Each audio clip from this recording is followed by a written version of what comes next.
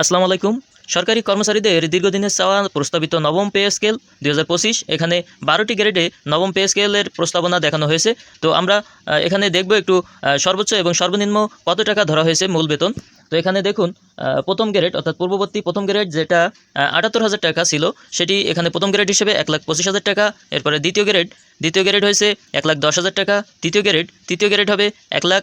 চতুর্থ গ্রেড ৯০,০০০। পঞ্চম গ্রেড ৮০,০০০। এরপরে পূর্ববর্তী ষষ্ঠ ও সপ্তম গ্রেড মিলে ষষ্ঠ গ্রেড হবে যেটা ৭০,০০০ টাকা। এরপরে অষ্টম ও নবম গ্রেড যেটা ২২,০০০ টাকা ছিল, সেটি ক্যাডার এন্ট্রি পদ সপ্তম গ্রেড, এটি হবে ৬০,০০০ টাকা। দশম গ্রেড যেটা নন ক্যাডার হিসেবে অষ্টম গ্রেড হবে ৫০,০০০ টাকা। ১১, ১২ ও ১৩তম গ্রেড মিলেই নবম গ্রেড ৪০,০০০ টাকা।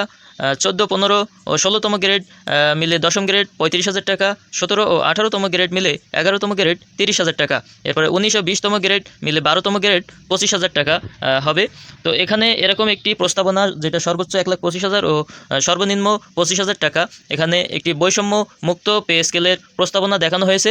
তো আপনি কি এই ১২টি গ্রেড অর্থাৎ ১২ গ্রেডের প্রস্তাবনা বা ১২ গ্রেডের পে স্কেল ২০২৫-এর প্রস্তাবনার পক্ষে সমর্থক যদি হয়ে থাকেন, তাহলে অবশ্যই কমেন্ট করে জানাবেন আর শেয়ার করুন, যাতে নীতি নির্ধারকরা আপনাদের এই কমেন্ট, মন্তব্য এবং এই বিষয়বস্তুগুলো জানতে পারে। তো পরবর্তী সব আপডেট পেতে অবশ্যই চ্যানেলটি সাবস্ক্রাইব করে রাখবেন আর লাইক দিয়ে কমেন্ট করে অবশ্যই মতামত জানিয়ে যাবেন। ধন্যবাদ সকলকে।